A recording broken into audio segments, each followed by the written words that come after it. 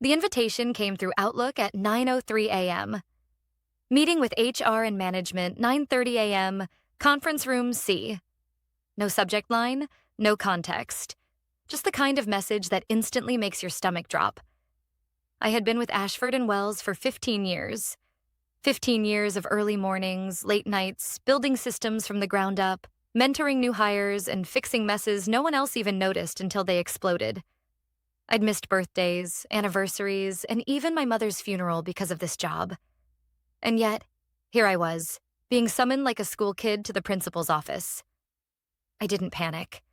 Not because I wasn't nervous, I was, but because something inside me had changed in the past few months. Something quiet, but powerful. As I walked toward conference room C, I passed the espresso machine I had campaigned to get installed. People still called it Rachel's Coffee Bar. I passed the wall where a framed article featured our product launch, a moment I had engineered behind the scenes while my boss, Brian, gave all the interviews. I paused just outside the door, inhaled slowly, and then stepped in. Brian sat at the head of the table, flanked by Karen from HR. Her face wore that perfectly practiced mask of corporate sympathy. Brian didn't even pretend. He leaned back in the chair, fingers steepled like a bad actor in a courtroom drama. "Rachel," he said, voice dripping with rehearsed solemnity. "After 15 years, the company has decided to terminate your position as part of our strategic realignment." Strategic realignment. I almost laughed. The same man who once called me irreplaceable was now using bullet points from a script. Karen slid a manila folder across the table. "Inside, you'll find the details of your severance package," she said. 2 weeks for every year of service, continuation of benefits for 60 days, and access to outplacement resources. I looked down at the folder, then back up at Brian. "I respect your decision," I said gently. No protest. No begging, just calm acceptance. That alone seemed to knock the wind out of him. He blinked. "We'll need you to pack your things by the end of the day," he added quickly, perhaps unsettled by my composure. "And please return your laptop and badge to IT before 5 p.m. I stood, straightened my blazer, and nodded once. "Of course. Thank you for the opportunity."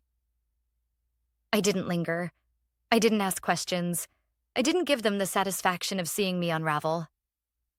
I walked out of that room with the same dignity I had carried for 15 years.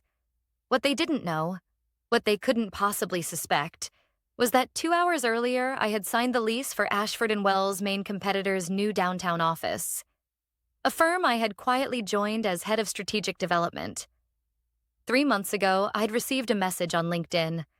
A recruiter from Laneway Dynamics had written, "We've been watching your work from afar, Rachel. Would you be open to a conversation?" At first, I dismissed it. Loyalty had been my currency for years, but something had changed. Maybe it was Brian taking credit for my ideas one too many times. Maybe it was the junior exec he'd promoted, his golf buddy, despite my warnings that he lacked technical understanding. Maybe it was just exhaustion. Quiet, gnawing exhaustion from being invisible while others shined with my light. So I had taken the meeting, then another, and another. By the time HR was preparing my termination letter, I had already negotiated a full executive package, equity shares, and the power to assemble my own team at Laneway Dynamics. This wasn't revenge, not yet. This was insurance. I returned to my desk and sat quietly, scanning the office like it was already a memory. People were moving, typing, laughing.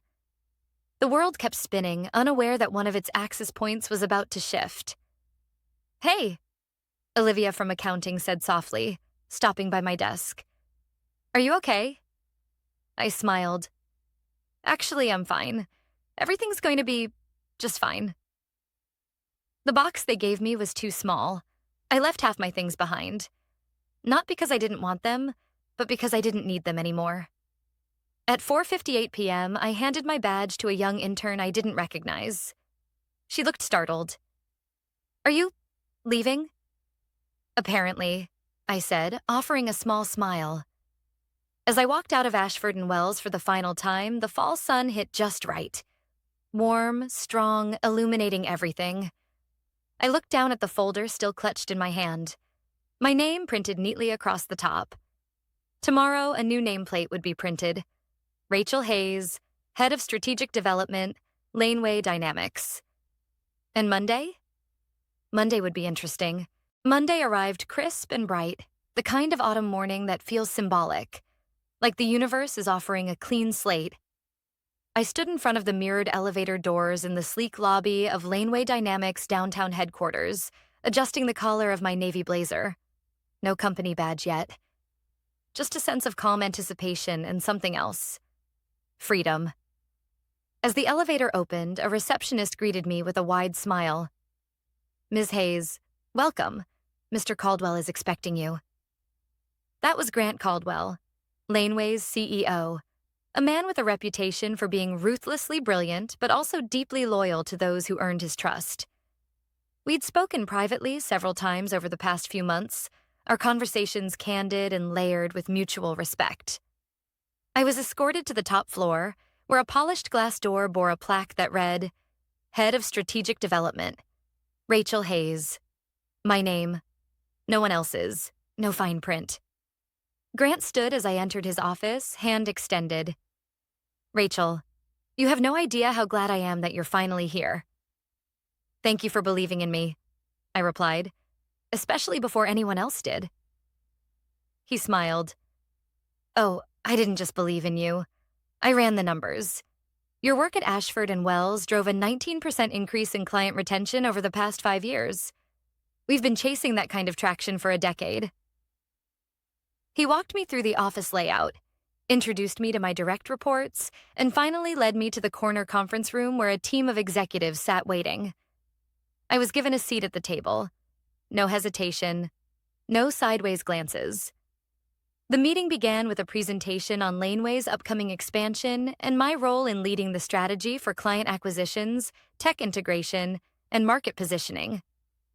And then, just as I started outlining my roadmap for the next quarter, Grant said something that made me pause. "We've also cleared the budget for you to build your own team. We want people who share your vision, people you trust." That was the moment everything shifted. A door opened, not just metaphorically, but tangibly.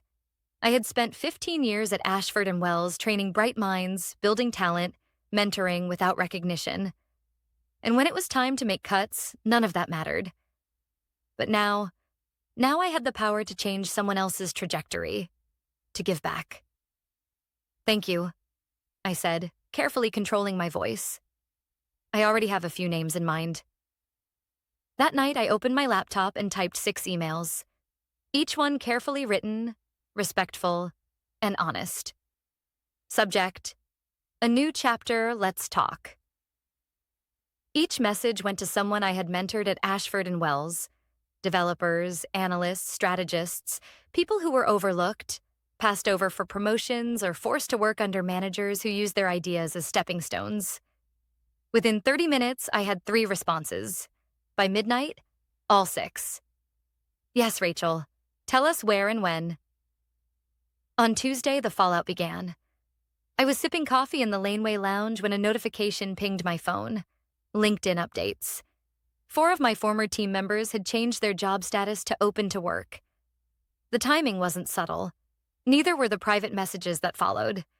Brian just called a meeting asking why half the strategy team was suddenly updating their resumes. Karen from HR stopped by my desk and asked if I had spoken to you. I didn't answer. Rumor is they're scrambling to reshuffle teams after losing momentum post-Q3 review. I didn't reply to every message, but I read each one twice. Meanwhile, at Laneway, I began working with our legal and compliance department to finalize contracts for my new hires. Competitive pay, flexible hours, and most importantly, ownership. I made sure each of them would have their names attached to what they built. By Wednesday, Grant pulled me aside. "We just had a client reach out, one we lost to Ashford and Wells last year. They want to reopen discussions." I raised an eyebrow. "Any idea why?" "Not sure," he said, smiling slightly. but they asked if Rachel Hayes would be leading the project. That evening, I received an unexpected text from Brian. "Hey, heard you landed somewhere. Congrats. Can we talk?" I stared at the message for a long moment. There was no apology, no acknowledgement of what he'd done. Just a casual attempt to reconnect now that the power balance had shifted. I didn't reply. Instead, I poured a glass of wine and opened the group chat I'd created with my soon-to-be team. We joked, shared old office stories, and reviewed our plans for the new product line. And then Olivia, the quietest of the group, wrote, "Rachel, you don't know what this means to us. You believed in us before we believed in ourselves. I'm in, 100%. I felt something tighten in my chest. Not pain. Relief. After years of watching others take credit, of being sidelined, minimized, I was finally in a place where my voice mattered. And more importantly, I could make sure theirs did too. This wasn't about revenge. It was about rebuilding, with the right people, in the right way. And as for Brian, well, he'd just started to realize what happens when you fire the wrong person. By the end of my first week at Laneway Dynamics, the atmosphere at Ashford and Wells was beginning to shift, and not in the way their leadership had hoped. The first signs came in the form of silence. The kind that settles over a workplace when people are too afraid to ask questions out loud but are whispering them behind closed doors. On Monday morning, I received a message from Jordan, my former data systems analyst. They pulled everyone into a reassurance meeting this morning. Brian tried to sound confident, but people could tell something was off. Someone asked where you were going, and he dodged the question. By Tuesday, I had confirmation that 2 long-standing clients were reevaluating their contracts with Ashford. They'd reached out through a mutual contact, curious about whether I was involved in any current projects. And if not, why not? I didn't chase them. I didn't have to. The truth was, the work I'd done at Ashford wasn't just technical, it was relational. I had spent years building trust with clients, translating needs into solutions, and delivering under pressure. It turns out people remember that. And people talk. At Laneway, my new team was beginning to form. Olivia had officially accepted her offer and started onboarding. By Wednesday, 2 more had followed. It felt like assembling a dream team, not just based on skill, but on shared values. Every time someone joined, I felt that quiet satisfaction grow stronger. This wasn't just about proving I could land on my feet. It was about lifting others with me. Late that afternoon, as I was reviewing integration plans with the engineering lead, my phone buzzed again. Another LinkedIn notification. Brian had updated his job title. Chief Strategy Officer. I laughed, out loud. There was no announcement, no formal press release. Just a quiet little title change, clearly meant to stabilize perception after my departure. But it reeked of panic. He was scrambling to fill a gap he didn't even fully understand until I was gone. That same night, I got a call from Claire, my old friend in the legal department at Ashford. She sounded hesitant at first, then blurted, "I'm sorry. I didn't know they were going to do that to you." I paused, surprised. "Claire, you don't owe me an apology. You weren't the one who made the decision." "I still feel responsible." She sighed. "They had meetings weeks before your termination. I wasn't looped in until the final HR review.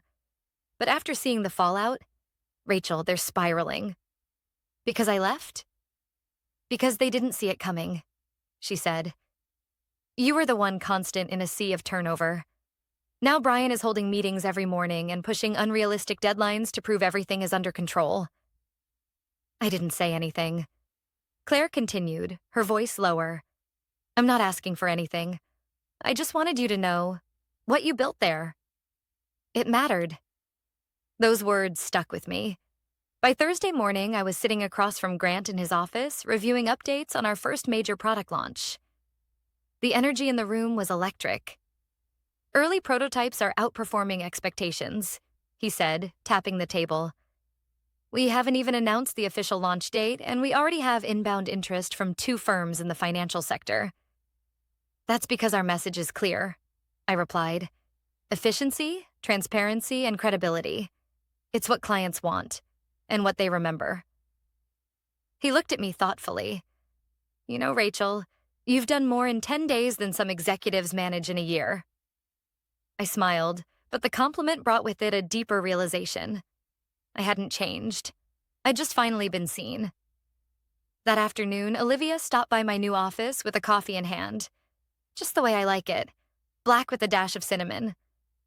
I still can't believe it, she said, looking around. You're really the boss now. I laughed. Well, technically Grant is the boss. I just sit in the corner. No, she said softly. You're the one we follow. You always were. The words caught me off guard. I thought back to the nights I stayed late fixing reports Brian had mangled, or the weekends I spent coaching junior analysts for presentations he'd take credit for. I'd wondered back then if it was all for nothing. But it wasn't. Because here I was, building something real. That evening, as I prepared to shut down for the night, I received another message from Claire. You should know, Brian just requested an emergency board session. Internal rumors say he's blaming structural gaps in strategy performance. Also, they've started reaching out to a recruitment firm for a replacement. He's worried. I stared at the screen for a moment, then typed a short reply. He should be, because the dominoes had only just started to fall. By the following Monday, word had officially leaked. Ashford Wells was in trouble. Not the kind of scandalous, headline-grabbing trouble that made the news, but the slow internal unraveling that executives scramble to spin and employees whisper about over coffee. It started with missed deadlines, then client complaints, and then, worst of all for a company built on perception, silence from leadership. That morning, I was in a product strategy meeting at Laneway, laying out our second phase integration plan, when Olivia passed me a note across the table. Ashford just pulled out of the Tech Forward conference. No announcement. Just gone. I blinked once and tucked the note into my folder. 3 weeks ago, Brian had been slated as a keynote speaker at that very event, a fact he reminded the team of every chance he got. And now, he'd gone completely dark. After the meeting, I stepped into the hallway for a call with Grant. Before I could speak, he jumped in.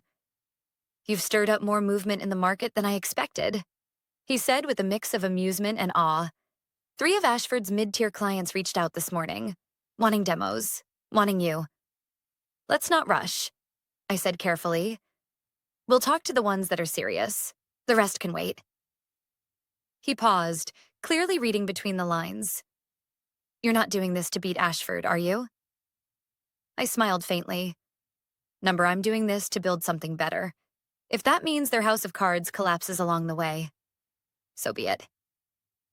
That afternoon, I got another message, this time from Miguel, a junior developer who had been on the fence about leaving Ashford. Rachel, I think I'm ready. Things are a mess here. They've split your old role between 2 execs, neither of whom understand the systems you designed. Yesterday, they asked me to explain the entire project lifecycle in a 30-minute presentation. I've only been here 8 months. Are you still building your team? I texted back instantly. Yes, let's meet. By Tuesday, Miguel was in my office, looking 10 years older than when I last saw him. I'm not sure how I lasted this long, he admitted, sitting across from me.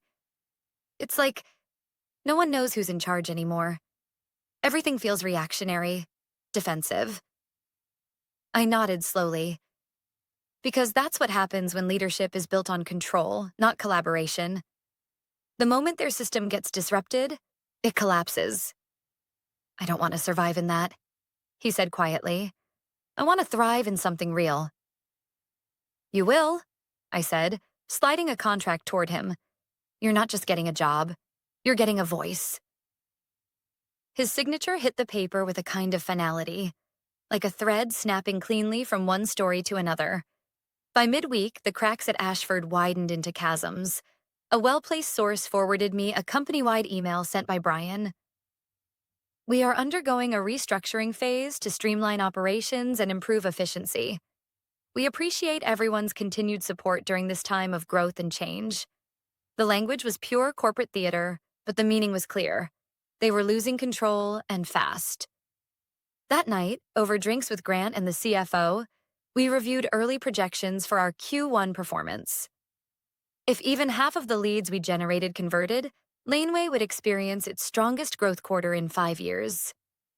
"Rachel," the CFO said, lifting his glass, "I think we finally found the missing link." "It wasn't missing," I said, raising mine in return. "It was just buried." The next morning, I woke to a voicemail from Claire. Her voice was tight, serious. "Call me. It's urgent." I called back immediately. She picked up on the first ring. "Rachel," she said, "it's happening. The board just held an emergency vote. They're removing Brian." I stood, stunned. Not because I didn't see it coming, but because it had happened faster than even I expected. They're naming an interim CEO, external candidate, full audit of leadership strategy. They're trying to salvage the ship before more talent walks. I didn't say anything at first, just closed my eyes and breathed. "They never expected this to turn into a movement," I said finally. "No," she agreed, "but you turned your exit into a blueprint. And now, people are following it." That afternoon, Grant stepped into my office with a gleam in his eye. "You've got a lunch meeting with one of Ashford's ex-clients tomorrow. Big one. They said they're not interested in rehashing the past, just interested in what you're building next." "Good," I said, "because the past doesn't deserve our time." As he left, I glanced at the new project roadmap pinned to my office wall. Clean lines, clear phases, a vision I had once tried to bring to Ashford, only to be told it was too ambitious, too complex, too much. Not anymore. Now it was reality. And Brian? He was learning the hard way that people are not replaceable. Influence isn't granted by title. It's earned through trust, through sweat, through showing up. He'd taken my seat at the table for years. Now I was building the whole damn table. By Friday morning, the calls stopped being subtle. Rachel Hayes was no longer a rumor in the industry. She was a movement. Every day brought new messages. Former clients, recruiters, industry peers, even strangers who'd watched from afar. Some wanted jobs. Others just wanted to say, "Thank you." But the most surprising call came at 10:47 a.m. from a name I hadn't heard in years. Vanessa Carr. Vanessa was one of Ashford and Wells' top-tier clients, the CFO of a massive logistics conglomerate who'd quietly hinted more than once that I was the reason she stayed loyal to the company. Our last conversation, over 2 years ago, ended with a warning. "If they ever let you go, I won't be far behind." Her voice now was cool, measured, but layered with something more. "Rachel," she said, "I've been watching. The shifts at Ashford, your team at Laneway, the new platform. It's impressive." "Thank you," I said cautiously. "I didn't expect to hear from you." She hesitated. "You know me. I don't move unless I have a reason. Here's mine. We're ending our contract with Ashford." I blinked. Seriously? They've lost direction. No leadership. No stability. The new interim CEO is a paper figure and the board is in chaos. They even asked us to delay our quarterly review because they couldn't get the reporting tools to function properly. I could already guess what happened. The systems I'd built had been patched together without understanding. Once they broke, no one knew how to fix them. "We're vetting new partners," Vanessa continued, "but between us, I want to work with you."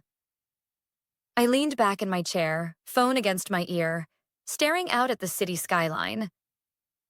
"I appreciate that, Vanessa. But I don't just take clients anymore. I choose partners, people who respect the value of long-term vision." "I'm not asking for a discount," she said. "I'm offering something bigger. Come in-house. Lead our transformation team. Executive level. Autonomy. Equity stake," I froze. That wasn't a consulting gig. That was an empire. After the call, I sat in silence for a long moment, weighing the offer. Laneway had given me a platform. Freedom, respect, and space to rebuild. But this This was a whole different level of control, a chance to lead innovation outside of tech silos, to affect not just product, but culture. Still, walking away from Laneway so soon felt premature, especially with my team finally finding their footing. Olivia, Miguel, and the others, they weren't just employees. They were people I'd helped restore, people who had trusted me. I wasn't ready to walk away from them, but I wasn't ready to dismiss Vanessa's offer either. That night, I met Grant for drinks.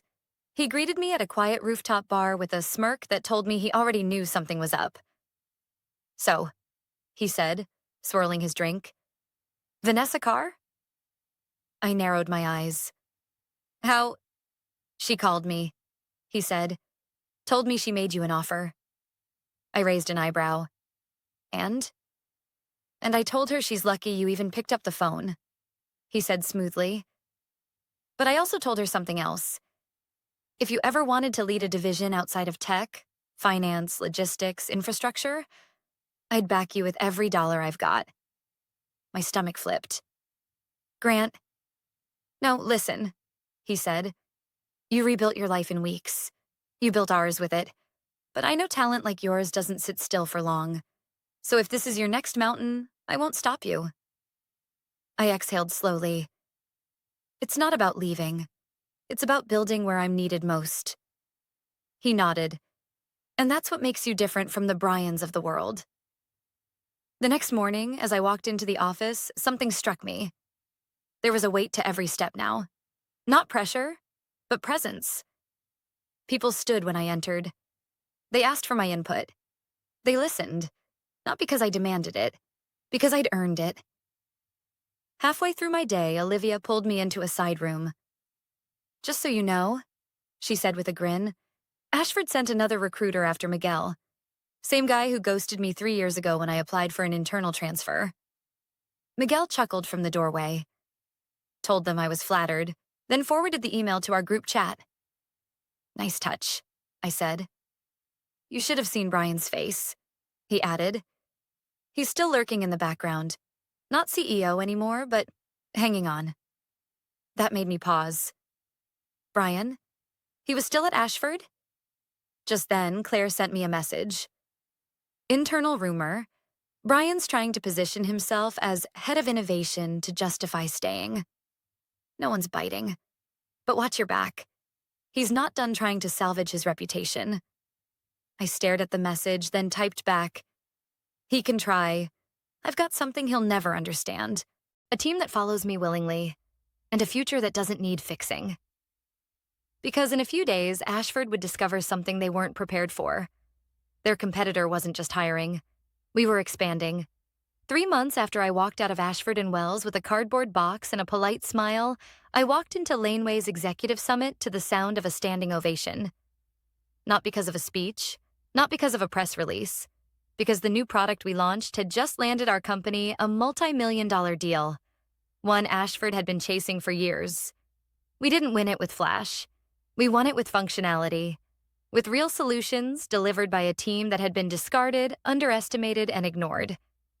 The same team now leading one of the fastest-growing development divisions in the industry. But I didn't need applause. I needed impact. And we were just getting started. Earlier that week, the final domino had fallen. Vanessa Carr had called again. Only this time, not with another job offer. This time, she called to confirm. "We've moved all systems to your team," she said. "The transition was seamless. Honestly, I wish we'd done it sooner." I thanked her, and she paused before continuing. "There's something else," she said carefully. "Brian reached out to us, personally." I didn't speak. I just let her go on.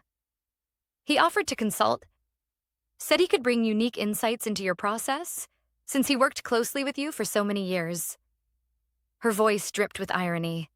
I laughed softly. "Let me guess. He phrased it like we were partners." "Exactly," she said. But I told him the truth. The only thing he ever contributed was obstruction. And frankly, we're not interested in people who build roadblocks and call them strategy. She hung up with a promise to introduce us to 2 more logistics clients by quarter's end. I sat in silence for a moment after the call, letting it all sink in. Brian wasn't just irrelevant now. He was a cautionary tale. A man who built his empire on the backs of others, and then had no idea how to hold it together once those people walked away. And the irony? He could have been a mentor, a leader. Instead, he'd chosen control. And now no one was listening to him. That Friday, we held our first joint strategy retreat. Not in a sterile boardroom, but at a converted farmhouse an hour outside the city. Sunlight streaming through high windows, whiteboards leaning against brick walls, Post-it notes scattered across rustic tables. The kind of place that invites ideas instead of suffocating them. As we reviewed the upcoming quarter's roadmap, I looked around the room. Miguel was guiding a new intern through our automation workflows. Olivia was fielding client calls with confidence I hadn't seen in her before. Even Claire, who had finally left Ashford for a senior compliance role with us, was smiling in a way she hadn't in years. At one point, someone asked what we should name the new project. I looked at the whiteboard and quietly wrote, Phoenix, because that's what we'd done. We'd risen. On our own terms. That evening, I got an email. No name in the subject line. Just, we made a mistake. I made a mistake. It was Brian. Rachel, I'm not asking for sympathy. I just need you to understand that I was under pressure. The board, the investors, the metrics, they pushed, and I reacted. I see now what I failed to recognize back then. Your work was the foundation of everything we did. And when you left, it all started to collapse. I've lost almost everything, and I can't help wondering what would have happened if I just treated you differently. I hope you're doing well. I'm truly sorry. There was a time I would have clung to that apology, turned it over in my mind, hoping it might heal something. But not anymore, because I didn't need closure from him. I had given it to myself. I closed the email and never responded. A few days later, Laneway announced a new internal initiative, the Rachel Hayes Fellowship, an annual program to fund and mentor women in tech who had been pushed out of corporate roles and wanted to start over. The board had voted unanimously. Grant had insisted it carry my name. I was stunned. You built this, Rachel, he said. Not just the systems, the people, the culture. You showed us what leadership actually looks like. For a moment, I didn't know what to say, so I just nodded. Not out of modesty, but because it felt right. 1 year after I was terminated without warning, I stood in my office. No longer surrounded by silence, but by movement. Real momentum. A new generation of thinkers and builders who didn't ask for permission to be brilliant. And as I looked out over the city, one last message came in from Miguel. Hey, boss. Client just confirmed. They're leaving Ashford and coming to us. That makes 8. Also, we're going to need a bigger office. I smiled, heart full, no bitterness in sight. Because revenge fades. But legacy? Legacy lasts.